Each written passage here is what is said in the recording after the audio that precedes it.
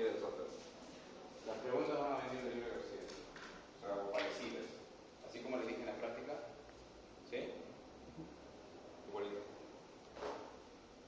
¿Ya? Bien, ¿alguna pregunta?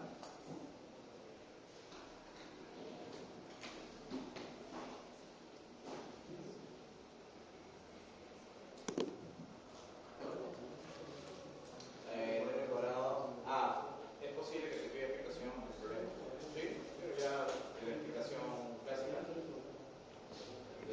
porcentaje de desviaciones de cada modelo. Ahora, ¿ustedes qué porcentaje esperarían que salga de este cuadrado? Bajito, ¿cierto? Claro, sería como. ¿Por qué? ¿Por qué poquitito? Porque el modelo ha salido justamente no significativo. Vamos a ver ahora rápidamente el ciclo. A ver qué vamos a hacer antes de pasar a.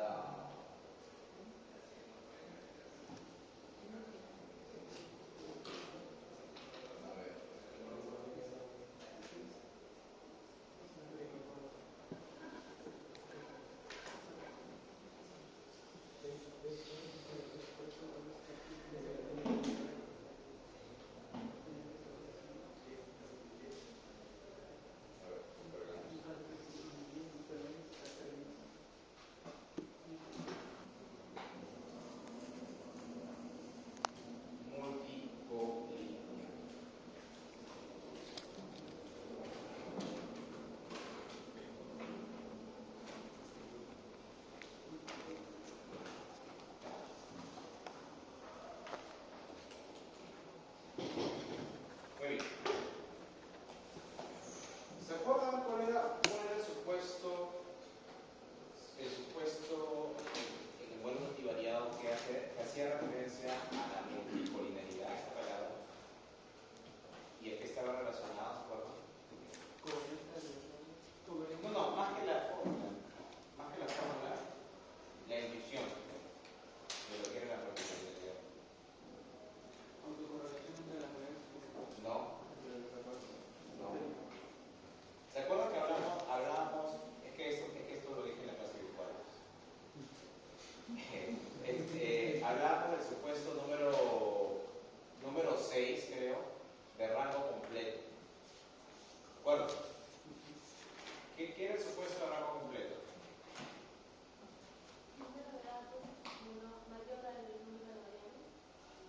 Ya tiene que ver con eso, claro. Pero el rango, ¿te acuerdas? El rango matricialmente, el rango que hace referencia al número de columnas linealmente independientes en una matriz. ¿Sí? Y entonces, nosotros tenemos una matriz de variables explicativas. El supuesto de rango completo era de que las K variables, o sea, las K columnas, eran linealmente independientes. El rango era igual a K. ¿Sí? Ahora, ¿qué estaba detrás de esa propiedad? Estaba el hecho de que las variables eran independientes una de otra. O sea, una variable no tenía correlación fuerte con otra. ¿Por qué hago referencia a correlación fuerte? Porque en la práctica nosotros vamos a tener distintas intensidades de la correlación. ¿Se acuerdan qué es la correlación? ¿No? La correlación es el grado de asociación lineal entre dos variables. Y la correlación tiene niveles, ¿no? Hay una correlación que puede ser alta, que es una correlación cercana a 1, o a más 1 menos 1. Una correlación que puede ser perfecta, donde es más y menos 1, o menos 1. Una correlación que es moderada, que vamos a decir es una correlación menor de 0.5 o menor que menos 0.5. Y una correlación baja, ¿no? Es una correlación que está cercana, por ejemplo, a 0.2. ¿No? O una correlación nula, que es una correlación cercana a 0. ¿Ya? O prácticamente 0. ¿Ya? Entonces, las variables explicativas en la práctica tienen correlación. Existe correlación todas las variables explicativas. ¿Sí? No existe la correlación igual a cero. ¿Ya? Sin embargo, en todos los casos, el único problema grave va a ser cuando la correlación sea alta o perfecta. ¿Sí? Solamente en esos casos. Es decir, correlación cercana a 1 o correlación igual a 1. ¿Ya? Solo esos dos casos van a ser los casos perjudiciales, sobre todo en el modelo. En el modelo, cuando dos o más variables tengan correlación cercana a 1 o sea igual a 1 su correlación, eso va a generar problemas en la estimación. ¿Ya? Entonces, cuando hacemos referencia al problema de multicolinaridad, nos vamos a estar refiriendo justamente a esos dos casos, o una correlación alta o una correlación perfecta. A esas dos correlaciones las podemos llamar correlación severa. ¿Ya? Severa, o sea, un caso severo de correlación. ¿Ya? Muy bien. Ahora, profesor, pero si existe correlación severa y sabemos que eso nos genera problemas, pues hay que evitarlo, ¿no? Podría. El problema es ahora cómo lo evito. Y para saber cómo lo evito, necesito saber las causas de esos problemas. ¿Por qué con los datos ocurre la correlación o severa? Entonces, por ejemplo, este problema ocurre de forma regular cuando ustedes en un modelo econométrico introducen variables explicativas que tienen tendencia llamada lineal. ¿No? Por ejemplo, ¿qué es una tendencia lineal? Una tendencia lineal es este incremento de las series, por ejemplo, de tiempo en línea recta, el PBI, las importaciones, las exportaciones. Si uno traza una línea recta se puede aproximar a la tendencia que tiene la serie. Entonces, si tú introduces en un modelo econométrico diversas variables explicativas que tienen la misma tendencia lineal, lo que se va a generar es una correlación severa en el modelo. ¿Okay?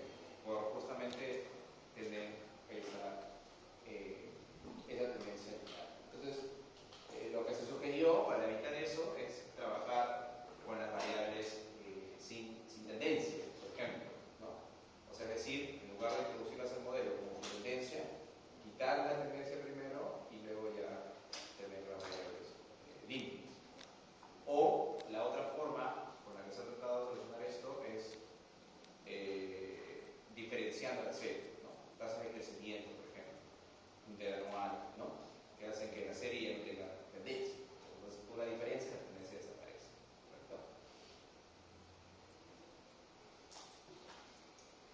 Bueno, entonces, la multicolinaridad de la que le hablaba, o la correlación severa entre variables, se puede representar mediante esta ecuación, ¿no? ¿Qué tenemos en esta ecuación? En esta ecuación nos dice que hay una relación lineal entre una de las variables explicativas y por lo menos una de las otras, ¿no? O sea, miren, acá por ejemplo tengo la variable J y al lado derecho tengo todas las variables explicativas a excepción de la variable J. Lo que me dice esta representación, si existe multicolinaridad, alguno de las variables que están acá debería ser su parámetro diferente de cero. Alguna por lo menos. ¿Correcto? Por ejemplo, ¿yo cómo podría contrastar eso? Con una F. ¿No? Yo hago esta regresión entre esta explicativa versus el resto, contrasto una F, y si alguna de ellas tiene una significancia sobre la variable J, la F me va a revelar justamente eso. ¿No? Me debería reflejar una F muy alta, por ejemplo, ¿no? Que sobrepasa el valor crítico, generando la posibilidad de que haya una significancia global respecto a esta variable de acá. Entonces, esa es la razón justamente porque se necesita plantear una ecuación como esta para poder corroborar mediante prueba de hipótesis la existencia del multicolinaridad. Por eso lo vamos a denotar así, el problema. Entonces, repito, el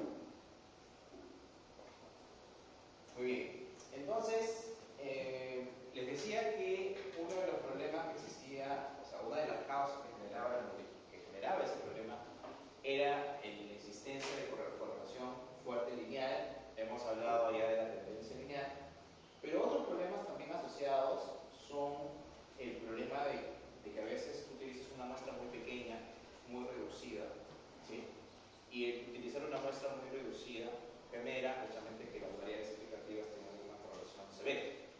¿Sí? O sea, no es necesariamente que la naturaleza de las variables pueda ser que tengan esa correlación, sino más bien a un efecto generado por el pequeño tamaño de muestra que se está utilizando. ¿Sí? Entonces, ¿qué se recomienda en ese sentido? Se recomienda que para evitar ese problema se tengan que utilizar muestras lo más grandes posibles. ¿Sí? Y esa es la razón, por ejemplo, por la cual se utiliza panel de datos. El panel de datos es una forma justamente para solucionar el problema de multicolorialidad. ¿Por qué? Porque en un panel de datos tú tienes data de corte y data de series temporales. O sea, tienes mucha data que puedes utilizar. Puede ser 10 años nada más, pero si tienes 100 individuos, que tienes 1000 datos. Ahora, la multicolorialidad es un problema de grado. ¿Por qué creen que es un problema de grado?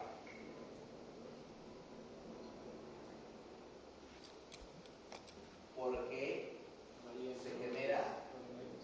¿Ah? Claro, o sea, es un problema de grado porque, como les decía, entre las variables explicativas siempre hay correlación, pero el problema se va a presentar cuando hay un caso severo de correlación. O sea, por eso es un problema de grado. ¿Sí? O sea, puede haber multicolorialidad, pero puede ser pequeñita. ¿No? O sea, el problema de multicolorialidad va a ser grave cuando no haya justamente correlación severa entre variables explicativas. ¿Okay? Por eso se le conoce como un problema de grado. Ahora, siguiendo con las causas, yo les expliqué la primera, las tendencias comunes. La segunda causa puede ser también porque un modelo utilizas como variables explicativas la misma variable pero rezagada. Esos son los clásicos modelos dinámicos. ¿Okay? Por ejemplo, ¿no? Yo aquí tengo una ecuación, o un modelo, perdón, donde tengo el consumo en función del ingreso. Pero el ingreso también puede ser explicado por el ingreso del periodo. Perdón, el consumo puede ser explicado por el ingreso del periodo anterior o el ingreso de hace 2 periodos. ¿No? Entonces, esto que genera de que, bueno, tengo una misma variable que tiene relación con otra, porque yo sé que el ingreso es inercial. ¿No?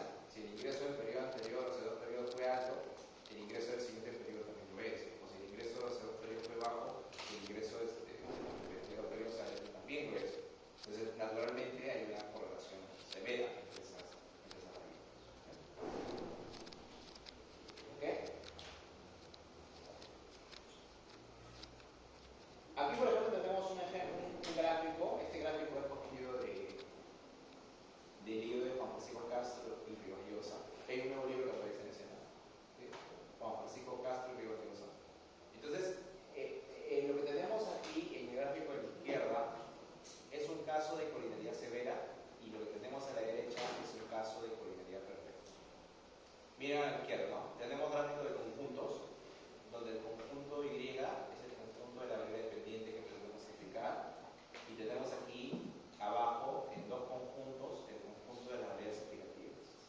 ¿Y qué tenemos? Tenemos que el conjunto de las dos variables explicativas se intersecta grandemente, con lo cual nos dice que tenemos una correlación alta. Pero cuando los dos conjuntos se superponen, es cuando tenemos la correlación, la colinialidad, la correlación perfecta. ¿No? Es decir, hay una relación exacta entre las dos. ¿No? A eso nos referíamos con el problema de correlación perfecta. ¿Hasta ahí? ¿Estamos? Muy bien. Ahora, profesor, una pregunta, ¿no? Que de repente a todos se nos viene a la cabeza. Pero, ¿qué daños genera la existencia de colonialidad severa? ¿No? O sea, ¿por qué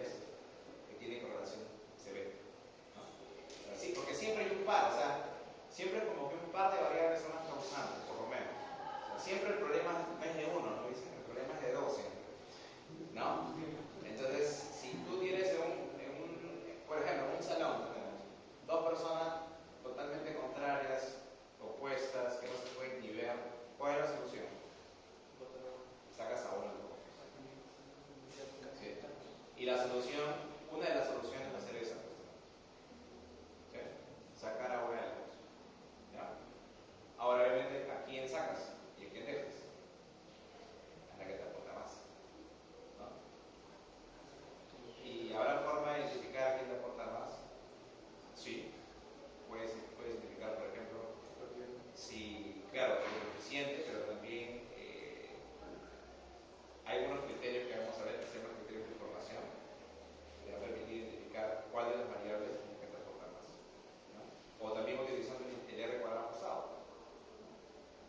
Si yo pruebo el modelo y veo que sacando una, el R cuadrado ajustado, es más alto que sacando la otra, selecciono precisamente la que me bota un R cuadrado ajustado más alto. Por ejemplo. ¿No? Muy bien. Multicolinialidad severa. En la multicolinialidad severa vamos a tener que teóricamente, escuchen bien, eso no siempre ocurre, pero teóricamente el estimador MCO va a seguir siendo insesgado, teóricamente. Pero la matriz de varianzas covarianzas va a ser bastante alta. O sea, las varianzas de los parámetros estimados van a ser bastante altas. ¿Okay? Generando dos cosas. Generando que las variables significativas en el modelo siempre te salgan más significativas. ¿Okay?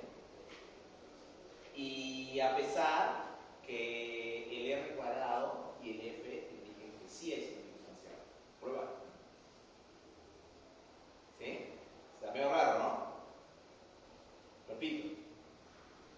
Cuando ocurre multicolinialidad severa por correlación alta, tenemos que el vector de parámetros estimados es sesgado, ¿sí? Teóricamente, pero las varianzas de los parámetros estimados se incrementan significativamente.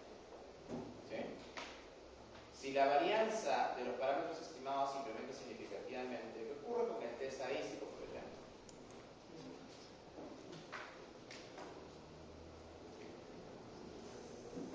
El test estadístico depende inversamente de la varianza, ¿no? ¿No? Porque el T, ¿cómo se construye? Se construye sobre el beta estimado sobre el error estándar. Si se incrementa el error estándar, el T es más chiquito. Si se incrementa el error estándar, significativamente el T tiende a 0. Y si T tiende a 0, en el contraste de significancia individual, te va a salir siempre que la variable no es significativa. ¿Sí? O sea, ¿qué estoy diciendo de forma concreta? Que un caso de multicolinialidad severa, quien se va a ver distorsionada es la prueba de significancia individual. Va a haber una distorsión. ¿Me siguieron todos? ¿Sí? ¿Ok?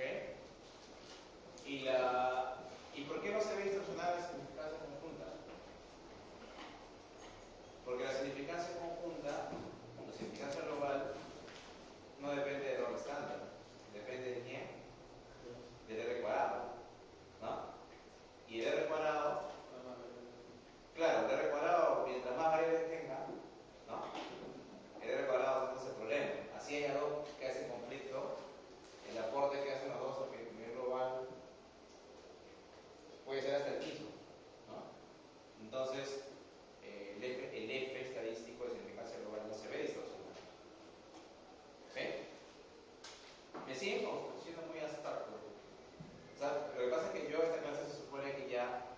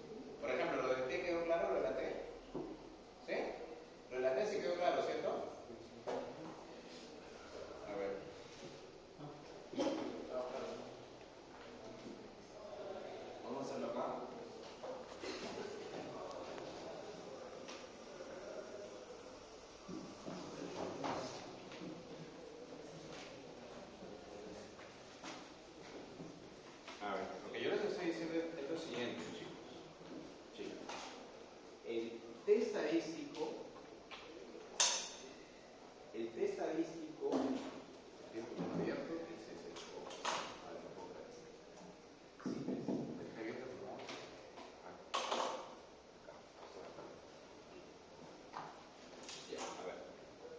estadístico, ¿cómo es?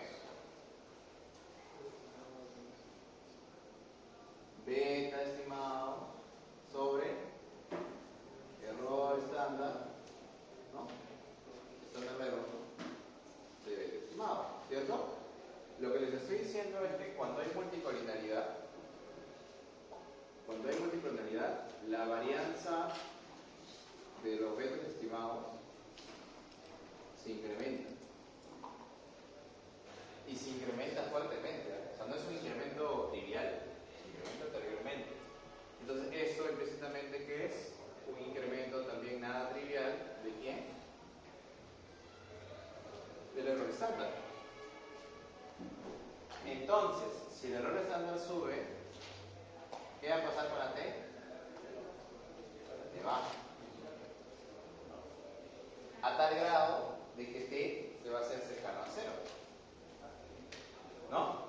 Y si ustedes tienen la distribución de la T y tienen la zona de rechazo y saben que esto es 0, si el T calculado cae cerca a 0, ¿qué va a pasar? La hipótesis nula de significancia individual, que es esta, o de no significancia individual, no se va a poder rechazar. Eso es lo que estoy diciendo. O sea, esto de acá no lo voy a poder rechazar, evidenciando que la variable explicativa no es significativa. ¿Cierto? ¿Está bien? Pero eso obviamente puede ser un resultado distorsionado, porque de repente la variable sí es significativa. ¿Sí? Pero por culpa de la multicolinaridad está saliendo no significativo. Es lo que les estoy diciendo. ¿Okay? Ahora, ¿por qué la F no se ve distorsionada? Porque la F de significancia global es esto que está acá. No le voy a poner acá las divisiones, pero ya ustedes saben. Depende del R cuadrado. Y el R cuadrado no depende del error estándar, ¿no? El R cuadrado depende directamente de lo que logran explicar las variables explicativas.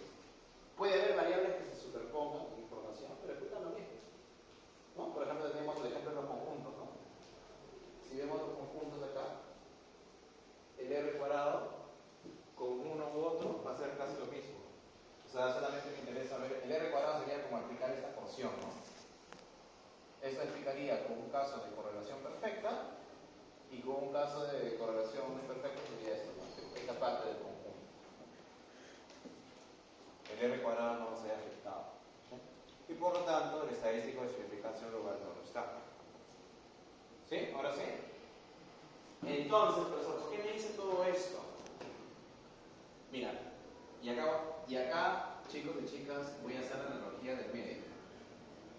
¿Ya? Del doctor, de los médicos, ¿no? Sé que todos hemos sido un médico, ¿cierto? Entonces, el médico, ¿qué es lo que hace? Pues llegas con un síntoma, ¿cierto? ¿Y qué es lo que hace el médico? Te dice, puede estar pasando esto, o puede estar pasando esto, ¿no? O a veces dice directamente, es esto, ¿cierto? En cualquier especialidad.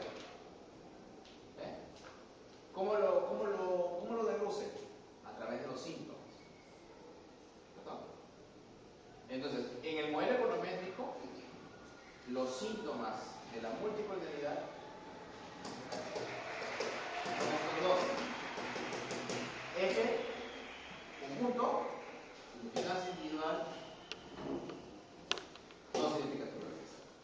O sea, si tú ves en un modelo que la significancia individual te sale que la variable tiene significancia, pero en el F y el R cuadrado demuestra de que sí lo tiene, esos son los síntomas justamente que te van a decir, acá hay un problema de multicolinaridad. Pero solamente en forma de síntomas.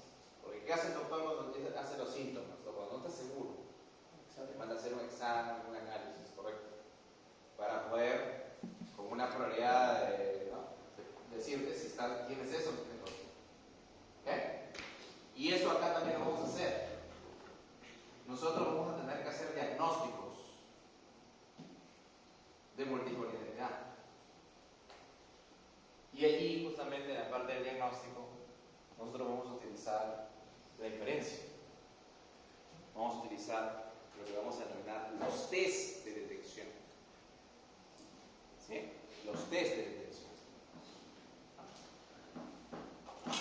Y si los test de detección nos dicen que hay, pues ya no queda ninguna duda de que se puede detectar por ahí.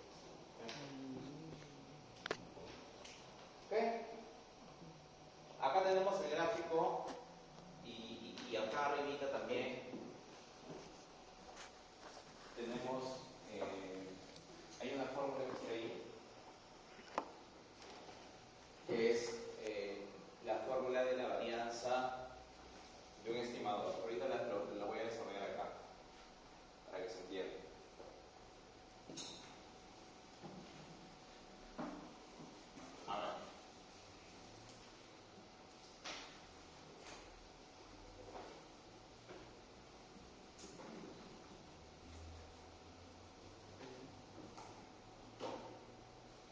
A ver, profe, ¿dónde sale esa fórmula de ahí? ¿De dónde crees que era esa fórmula de ahí? A ver, vamos a poner. Primero voy a plantear el modelo econométrico. Con todas las variables.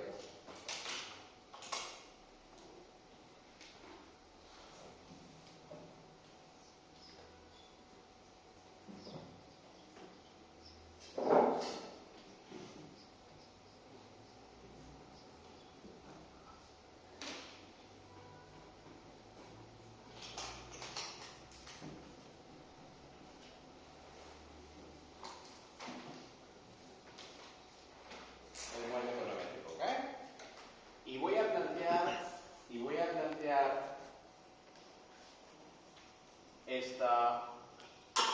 esta relación, ¿ya? Voy a decir, mira, ¿sabes qué? La varianza de uno de estos parámetros, o la varianza de uno de estos parámetros estimados, ¿ok? Vamos a considerar el número estimado, es igual a sigma cuadrado del error estimado, o sea, el estimador exagerado de la varianza del error, sobre n multiplicado por 1 menos un r al cuadrado, que voy a llamar r cuadrado j, ¿ok? Multiplicado, solamente así, por la suma de xj y al cuadrado desde 1 a n dividido por n. ¿Ya? Profe, ¿cómo sale esa fórmula? ¿Lo podemos demostrar? ¿Sí? Pero no me quiero perder la demostración. ¿Ya? Si han visto que la demostración es la parte más difícil. Como que ya te digo, mira, y al final la demostración lo que buscaba hacer era esto acá. Que ya te perdiste toda la demostración, ya como que ya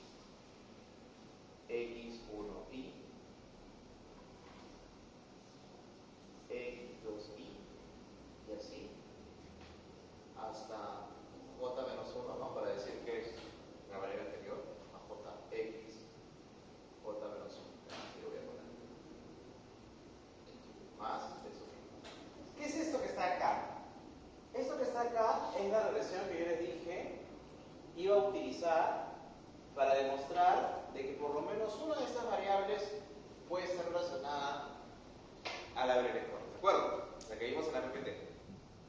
¿Sí? Yo le dije, mira, esta ecuación va a retratar de forma general. Esta ecuación va a retratar de forma general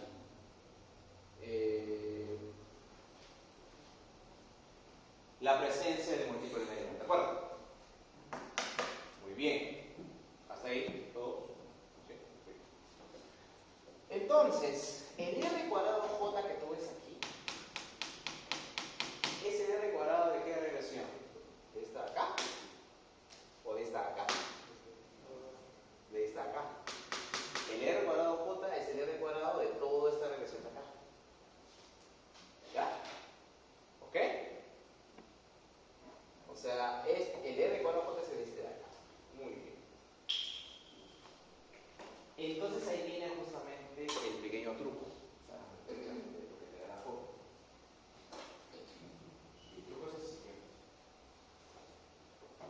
Si el R cuadrado J tiende a 1, ¿qué significaría que el R cuadrado J tiende a 1? Significaría que el contraste de significancia global no se podría rechazar, porque el F sería 0, ¿cierto? ¿No? ¿Cierto? Entonces, si existe significancia global, o sea, si el R cuadrado tiende a 1 acá, ¿qué ocurre con este estadístico de aquí? Este 1 menos R cuadrado sería 0 y la varianza sería infinita. Lo que quiere decir que mientras más grande sea la asociación lineal entre la variable J y alguna o algunas de las variables explicativas restantes, la varianza de ese estimador va a tener infinita. Y acá justamente ustedes tienen ese gráfico que me dice que me pasa este comportamiento. Si ven aquí este gráfico, ¿qué me dice? Mira, si el R cuadrado tiende a 1, la varianza, ¿hacia dónde va? A infinito. Entonces es una asíntota, ¿no? Profe, y si no pasa nada, si es R cuadrado pasa a 0, ¿qué pasaría con la varianza? ¿La varianza tendería a 0? No es que la varianza tendería a 0. La varianza tendería a la varianza de esa variable como si fuera un bivariado. Porque mira, si este de acá fuera 0, profe, la varianza de beta J sería, y eso es como si fuera un bivariado. O sea, en el extremo, cuando la variable no tiene relación con ninguna de las otras, nada que ver, es como si esa variable, su varianza fuera igualita a cuando yo regresiono la dependiente contra esa variable solita. ¿Sí? ¿Ok? Entonces ese sería el caso ideal, que su varianza no cambia nada por el efecto del resto. Pero obviamente nosotros no vamos a estar en ese caso ideal, ¿no? Siempre vamos a estar por acá. Pero procurando que, a pesar de que no estemos en el caso ideal, la varianza pues no se vea tan distorsionada, ¿te das cuenta? O sea, puede subir pero apenas. Pero a medida que ya pasa cierto umbral, esto ya se vuelve por sí. Y este umbral tiene un valor, ¿eh? ¿Cuál es ese valor? Por convención, dicen que cuando el R cuadrado 0.9, esa varianza empieza a incrementarse. O sea, muchos dicen que cuando 0.9, ahí ocurre el rompimiento, ¿no? Ahí ocurre el crecimiento exponencial de la varianza. Y en consecuencia, a partir de ahí ocurre el problema, ¿no? O sea, mientras que eso esté controlado, menos de 0.9, la varianza no cambia tanto, ¿me entienden? Pero cuando pasa este umbral, ya no se puede hacer. Les decía por convención, porque algunos incluso dicen, no, que no sea 0.9, que sea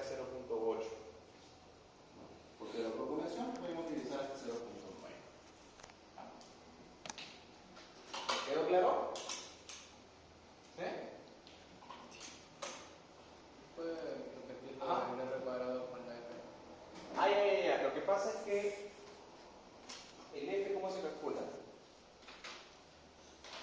R cuadrado sobre 1 menos R cuadrado sobre algo más, ¿no? Si el R cuadrado tiende a 1, eso tendría, a ver, acá tendríamos, acá sería 0, ¿no? Ya. Ahora tendríamos que regresar a la forma del R cuadrado, exactamente.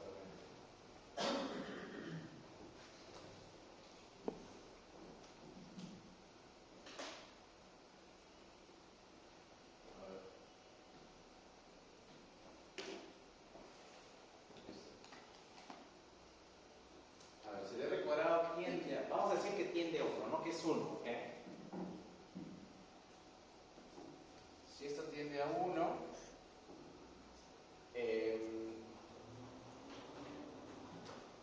ya, si esto tiende a 1, o sea, no es 1, ¿ok?